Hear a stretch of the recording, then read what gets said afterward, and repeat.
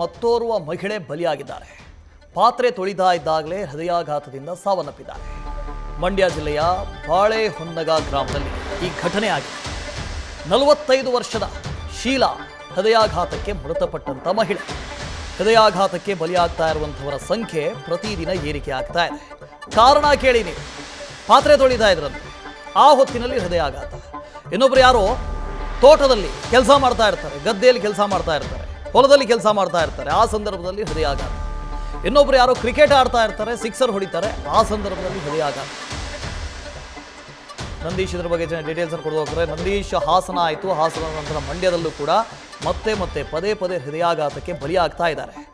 ಈಕೆ ಬಲಿಯಾಗೋದಕ್ಕೆ ಕಾರಣ ಏನು ಅಂದರೆ ಹೃದಯಾಘಾತ. ಈ ಹಿಂದೆ ಅವ್ರಿಗೆ ಏನಾದರೂ ಮೆಡಿಕಲ್ ಹಿಸ್ಟ್ರಿ ಇತ್ತಂತ, ಫ್ಯಾಮಿಲಿ ಹಿಸ್ಟ್ರಿ ಇತ್ತಂತ, ಹೇಗೆ? ವಾಸುದೇವ್, ರಾಜ್ಯದಲ್ಲಿ ಹೃದಯಾಘಾತಗಳ ಸರಣಿ ಸಾವು ಆಗ್ತಾ ಇರುವಂತದ್ದು, ಅಂದ್ರೆ ಹೃದಯಾಘಾತಕ್ಕೆ ಜನರು ಬಲಿಯಾಗ್ತಾ ಇರುವಂತದ್ದು. ಆ ನಿಟ್ಟಿನಲ್ಲಿ ಒಂದಷ್ಟು ತನಿಖೆಯನ್ನ ಮಾಡಬೇಕು, ಅದಕ್ಕೆ ಸಂಬಂಧಪಟ್ಟಂತೆ ಕ್ರಮಗಳನ್ನ ಕೈಗೊಳ್ಳಬೇಕು ನಿಟ್ಟಿನಲ್ಲಿ ಈಗಾಗಲೇ ಆಗ್ರಹಗಳು ಕೂಡ ಕೇಳಿ ಬರ್ತಾ ಇದ್ದೇವೆ.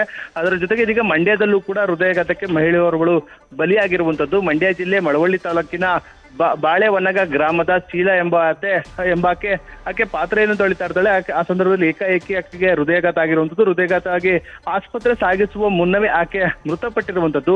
ಸದ್ಯ ಆಕೆಗೆ ಹಿಂದೆ ಯಾವುದೇ ರೀತಿ ಹೃದಯ ಸಂಬಂಧಪಟ್ಟಂತೆ ಯಾವುದೇ ರೀತಿ ಲಕ್ಷಣಗಳಿರಲಿಲ್ಲ, ಅಂದ್ರೆ ಈ ಹಿಂದೆ ಯಾವುದೇ ರೀತಿ ಸಮಸ್ಯೆ ಇರಲಿಲ್ಲ. ಆ ನಿಟ್ಟಿನಲ್ಲಿ ಈಗ ಏಕಾಏಕಿ ಆಕೆಗೆ ಹೃದಯಾಘಾತ ಆಗಿರುವಂತದ್ದು ಒಂದು ನಿಟ್ಟಿನಲ್ಲಿ ಆ ಒಂದು ಗ್ರಾಮದ ಜನರನ್ನು ಕೂಡ ಒಂದು ಆತಂಕಕ್ಕೆ ಈಡು ಮಾಡಿರುವಂತದ್ದು. ಆ ನಿಟ್ಟಿನಲ್ಲಿ ಈಗಾಗಲೇ ಆರೋಗ್ಯ ಇಲಾಖೆಯು ಕೂಡ ಅದಕ್ಕೆ ಸಂಬಂಧಪಟ್ಟಂತೆ ಒಂದಷ್ಟು ಮಾಹಿತಿಯನ್ನ ಕಲೆಕ್ಟ್ ಮಾಡ್ಕೊಳ್ತಾ ಇದೆ. ಅಂದ್ರೆ ಜನರಿಗೆ ಒಂದಷ್ಟು ಅರಿವನ್ನ ಮೂಡಿಸಬೇಕಾಗಿರುವಂತಹ ಒಂದು ಕೆಲಸ ಈಗ ತಕ್ಷಣಕ್ಕೆ ಆಗ್ಬೇಕಾಗಿದೆ. ಯಾಕೆಂದ್ರೆ ಮಂಡ್ಯ ಜಿಲ್ಲೆಯಲ್ಲಿ ಕೂಡ ಯಾವುದೇ ರೀತಿ ಒಂದು ಶಸ್ತ್ರಚಿಕಿತ್ಸೆ ಹೃದಯಾಘಾತ ಆದಂತ ಸಂದರ್ಭದಲ್ಲಿ ಅವರಿಗೆ ಚಿಕಿತ್ಸೆ ಕೊಡೋದಕ್ಕೂ ಕೂಡ ಇಲ್ಲಿ ವ್ಯವಸ್ಥೆ ಇಲ್ಲ. ಆ ನಿಟ್ಟಿನಲ್ಲಿ ಜಿಲ್ಲೆಯಲ್ಲೇ ಒಂದು ರೀತಿ ಅವರಿಗೆ ಹೃದಯಾಘಾತ ಆದಂತ ಸಂದರ್ಭದಲ್ಲಿ ತಕ್ಷಣಕ್ಕೆ ಚಿಕಿತ್ಸೆ ಕೊಡುವಂತ ಕೆಲಸಕ್ಕೆ ಆ ಒಂದು ಕೆಲಸವನ್ನು ಕೂಡ ಅಧಿಕಾರಿಗಳು ಮಾಡಬೇಕಾಗಿದೆ. ಅಂದ್ರೆ ಈ ಮಂಡ್ಯ ಜಿಲ್ಲೆಯಿಂದ ಬೇರೆ ಕಡೆ ಕರ್ಕೋಬೇಕಾದಂತ ಪರಿಸ್ಥಿತಿ ಸದ್ಯಕ್ಕೆ ನಿರ್ಮಾಣ ಆಗಿರುವಂತದ್ದು. ಆ ನಿಟ್ಟಿನಲ್ಲಿ ಮುಂದೆ ಯಾವ ರೀತಿ ಕ್ರಮವನ್ನು ಕೈಗೊಳ್ತಾರೆ ಅಂತ ಕಾದು ನೋಡಬೇಕಾಗಿದೆ. ವಾಸುದೇವ್.